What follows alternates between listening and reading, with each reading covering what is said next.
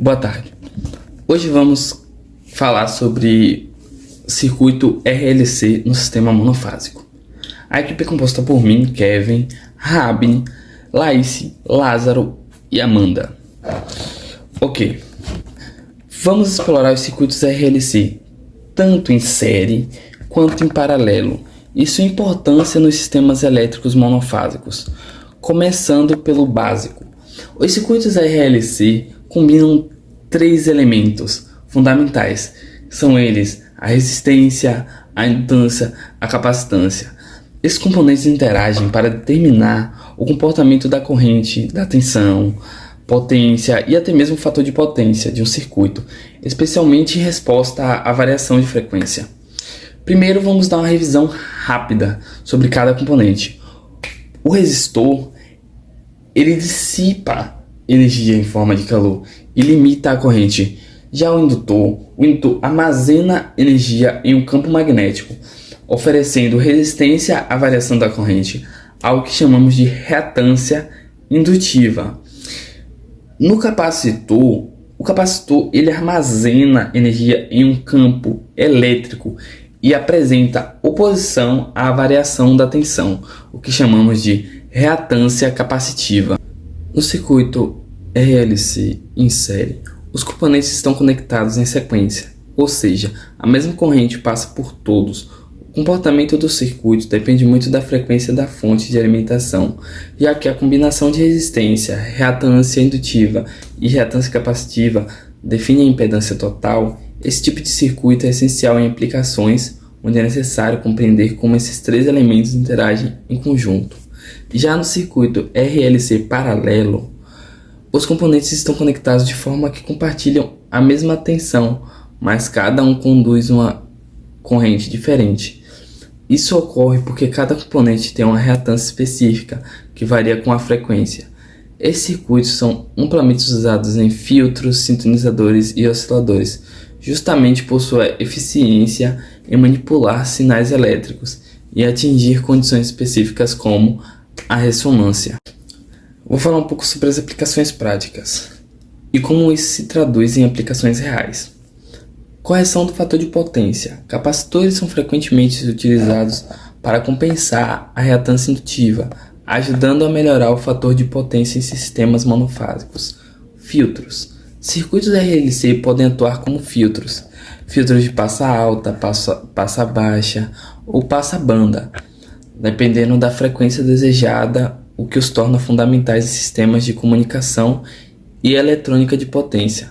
Controle de harmônicas. Esses circuitos ajudam a mitigar distorções causadas por harmônicas em redes elétricas, garantindo maior eficiência e qualidade no fornecimento de energia. Agora vamos falar qual é o objetivo desse trabalho. O objetivo desse trabalho é investigar os componentes do circuito RLC, que é composto por resistores, indutores e capacitores, em diferentes condições de operação, com ênfase nas configurações série e paralela. A pesquisa visa compreender os fenômenos de ressonância, bem como as implicações da interação entre os componentes do circuito em regime de corrente alternada. Serão analisadas as variáveis que influenciam diretamente a resposta do circuito, como variação de resistência, indutância e capacitância, abordando também como essas mudanças afetam a frequência de ressonância, as amplitudes da corrente e da tensão. Falarei agora como os três elementos básicos estão envolvidos na formação de impedância total do circuito. A relação entre tensão e corrente é mantida. A corrente no circuito é a única defasada de φ em relação à tensão no gerador. Em resumo, a tensão na resistência está em fase com a corrente no circuito. A tensão no capacitor está atrasada de 90 graus em relação à corrente no circuito. A tensão no indutor está adiantada 90 graus em relação à corrente no circuito. Entre a tensão do indutor e a capacitância do capacitor existe uma defasagem de 180 graus. Agora vamos falar como o amortecimento ocorre no circuito RLC. O amortecimento está relacionado à dissipação de energia no circuito e influencia a resposta do sistema de estímulos, como sinais de entrada ou perturbações. Ele é determinado pela resistência R no circuito e afeta a forma como as oscilações elétricas ou corrente, tensão, se comportam ao longo do tempo. Existem vários tipos de amortecimento. O comportamento do circuito pode ser classificado com a base na relação entre o amortecimento e a frequência natural do sistema ômega.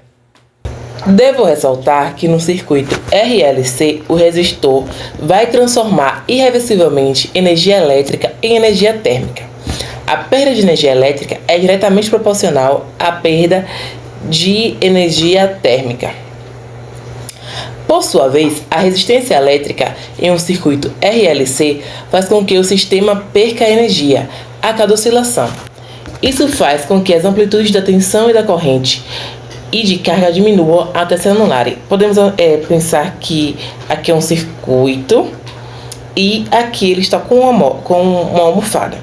E ele vai cada vez mais batendo nessa almofada, e até chegar um momento que ele não tem mais essa oscilação. O sistema é considerado amortecido e a frequência com ela oscila até parar. É menor que a frequência natural da oscilação. Nós sabemos que a senoide em si, ela depende diretamente da frequência. Então, com o amortecimento, a frequência acaba sendo menor do que a frequência inicial do circuito. Agora vamos falar sobre os tipos de amortecimento. O comportamento do circuito pode ser classificado com base nas relações entre o amortecimento e a frequência natural ômega. Amortecimento subcrítico, delta é igual, abre parêntese, R sobre 2L, fecha parêntese, elevado ao quadrado.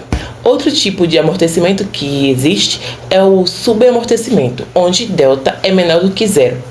Criticamente amortecido, o delta é igual a zero. E superamortecido, delta é maior do que zero. Essas são as aplicações de amortecimentos no circuito RLC.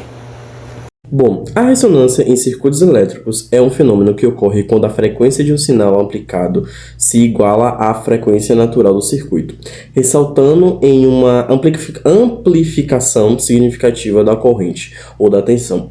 Esse comportamento é mais comum em circuitos que contêm componentes indutores e capacitivos.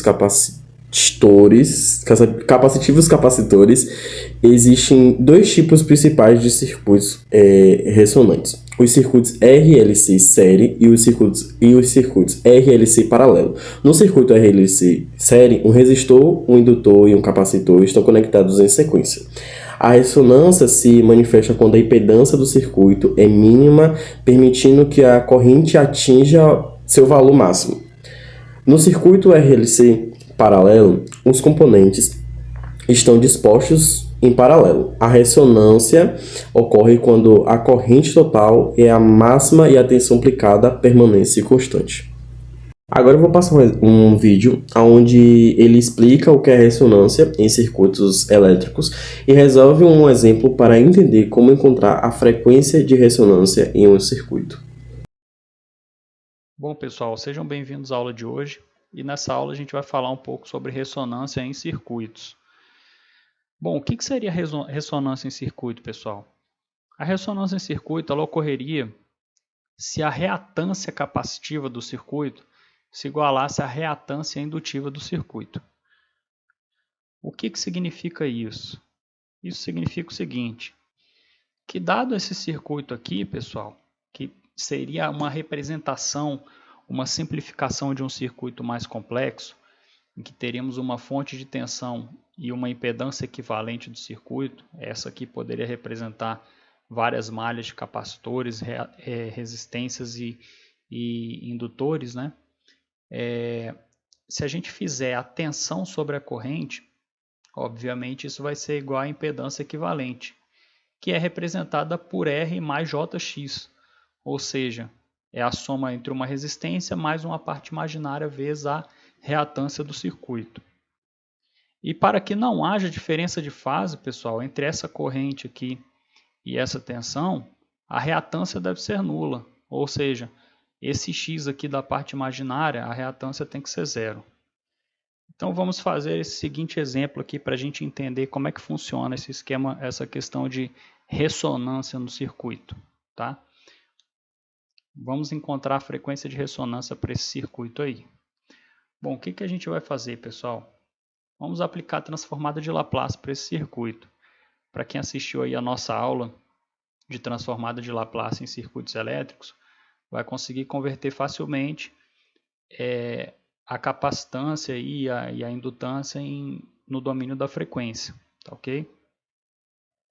E a gente simplificando esse circuito aqui, pessoal, nada mais fazendo aqui do que associando em paralelo esse capacitor aqui e essa resistência, a gente vai obter essa expressão aqui, tá ok? Seria o produto pela soma. E fazendo a impedância equivalente do circuito, que seria o indutor aqui em série com essa impedância, basta fazer a soma entre eles, porque eles estão em série, tá ok? Sabemos também que S é igual a J ômega, certo, pessoal? Então, só substituindo o S aqui por J ômega, a gente obtém essa expressão aqui da direita. E a gente multiplica ali em cima e embaixo por essa expressão. Por quê? Porque a gente quer tirar a parte imaginária aqui do denominador, certo? Então, a gente multiplicando pelo conjugado dessa expressão em cima e embaixo, pessoal, seria o mesmo que multiplicar tudo por 1. A gente vai obter uma expressão que não tem parte imaginária no denominador. Ou seja, obteríamos aqui essa expressão aqui de baixo. E que reorganizada nada mais é do que essa outra expressão aqui. Essa parte real aqui, mais essa porção imaginária. Então, de posse daquela expressão, pessoal, nosso circuito foi reduzido a isso aqui. A nossa fonte de tensão e a nossa impedância equivalente do circuito. Tá? E essa aqui é a mesma expressão que nós tínhamos anteriormente para a impedância equivalente do circuito. Sabemos então dessa expressão que a parte imaginária é essa aqui e que para que a gente tenha a condição de ressonância, essa parte imaginária tem que ser nula, como nós havíamos falado anteriormente. Igualando então a parte imaginária a zero, a gente tem que ter que o numerador tem que ser zero. Ou seja, aqui é a condição para que o numerador da expressão anterior seja nulo. E aqui é apenas uma simplificação da expressão anterior. E dividindo tudo por 10 a menos 5 e colocando o ômega em evidência, a gente vai obter essa expressão aqui. Tá ok? E resolvendo essa equação, a gente encontra que ômega ao quadrado tem que ser igual a 10 à quarta. Ou seja, a nossa resposta, ou seja, a nossa frequência de ressonância do circuito, aquela que faz o numerador da parte imaginária ser nulo, é igual a 10 ao quadrado radianos por segundo. Bom, agora eu vou falar um pouquinho sobre a aplicação de fórmulas no circuito RLC. No circuito RLC em série, a corrente é a mesma e a tensão se divide em cada elemento. Ou seja, cada elemento tem um valor diferente da tensão. No resistor, no capacitor e no indutor. Para começar os cálculos, a gente pode achar a reatância efetiva que é encontrada no circuito em série. O que é reatância efetiva? É a subtração das reatâncias que tem no circuito, ou seja, XC menos XL ou XL menos XC. Vai depender da qual vai ter o maior valor.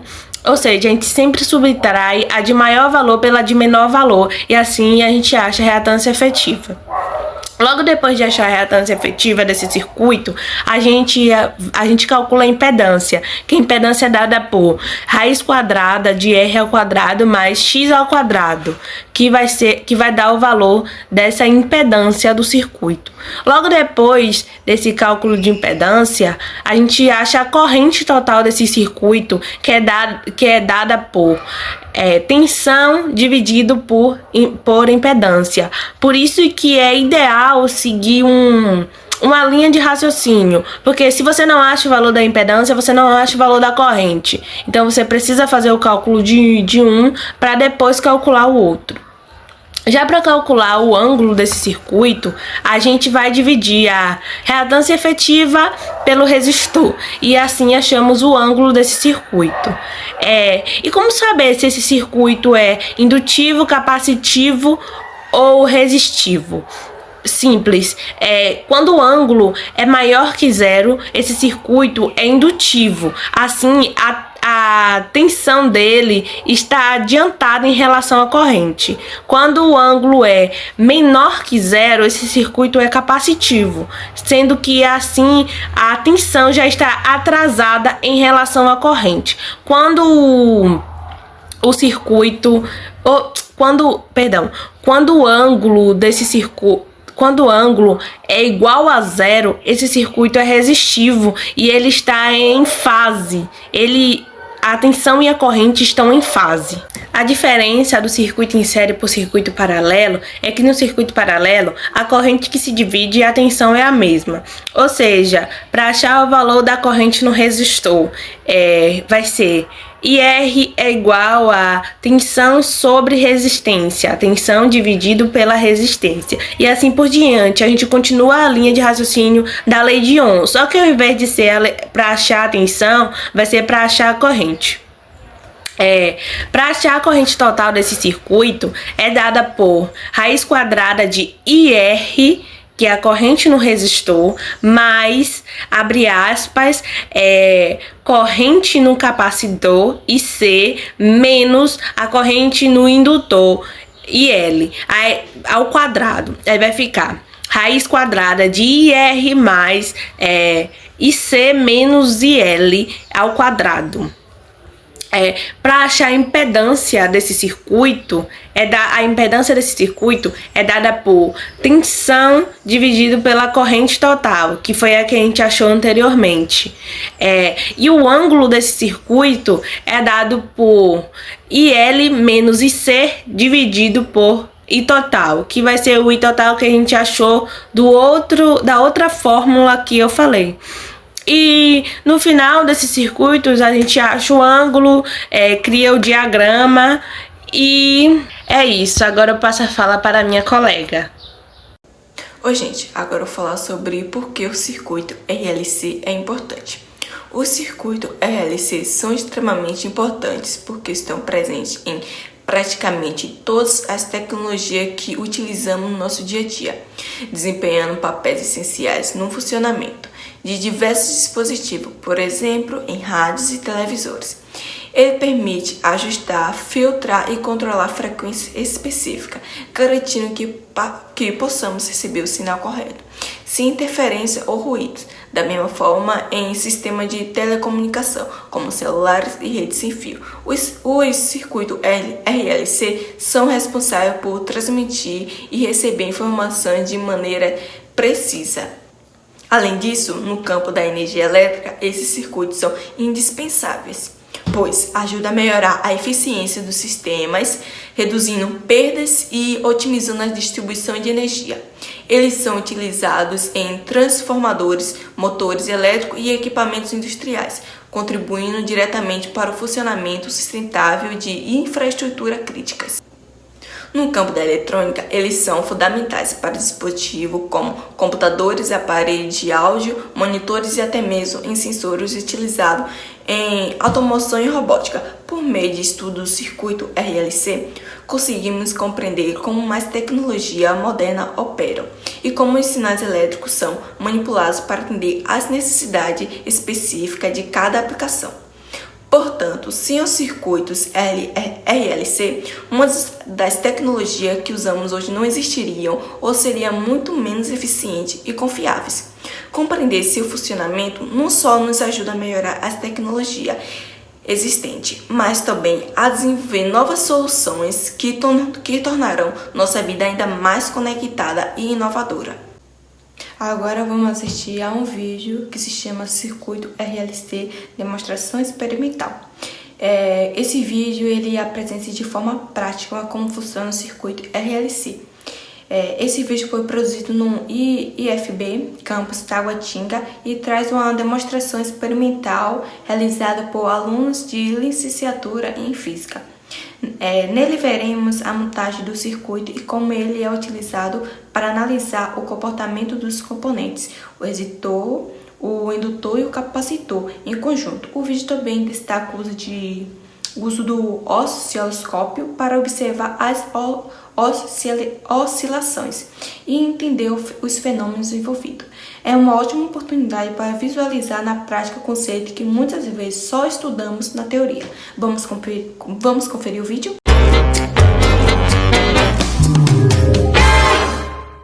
Agora vamos falar sobre o circuito RLC, que é um circuito que possui um resistor, um indutor e um capacitor. Nesse caso do nosso experimento, o nosso circuito RLC ele vai ser alimentado por um gerador de funções e esse gerador de funções vai estar selecionado para produzir uma onda quadrada, como eu já comentei com vocês nas videoaulas anteriores sobre circuitos RL e RC. A minha onda quadrada ela possui um período característico que eu consigo selecionar no meu gerador de funções. Para isso eu preciso alterar a frequência, já que frequência e período estão relacionados. E eu, mais uma vez, vou utilizar um osciloscópio para medir a carga e a descarga, dessa vez no capacitor. Então, mais uma vez, eu utilizo a garra jacaré do lado de menor potencial, que é o lado do fio preto do gerador de funções, e do lado direito do meu capacitor eu utilizo a minha ponta de prova. Vamos agora para a montagem do circuito em si. Então eu coloco inicialmente o meu capacitor, em seguida eu adiciono o meu indutor, que eu já sei o valor da indutância, eu medi com o meu multímetro. Venho agora com esses dois cabos em que eu tenho ligado em suas extremidades o potenciômetro, e aí logo em seguida eu vou colocar a ligação do gerador de funções, que são esses dois cabos. Sendo que o cabo preto tem menor potencial e o cabo vermelho possui maior potencial. Agora eu ligo o meu osciloscópio, mais uma vez coloco a garra jacaré do lado de menor potencial e a outra ponta de prova vai de forma paralela ao capacitor. No meu gerador de funções eu seleciono onda quadrada e através desse botão eu seleciono a frequência, a qual eu digito através do teclado numérico. Selecionada a frequência, eu preciso apertar o botão On/Off e aí o meu circuito já está sendo alimentado. No meu osciloscópio eu pressiono o botão Auto Set e aí eu utilizo os botões para selecionar a parte do sinal que me interessa. Reparem que no circuito RLC nós temos diferentes regimes que eu posso acessar através do potenciômetro, variando a resistência, como eu faço aqui agora. Reparem que tem um ponto em que o sinal se torna muito estranho, entre aspas, né? Nesse caso, nós estamos no chamado regime subcrítico. Reparem na tela do osciloscópio o tanto que o sinal ele se torna diferente daquilo que nós observamos anteriormente.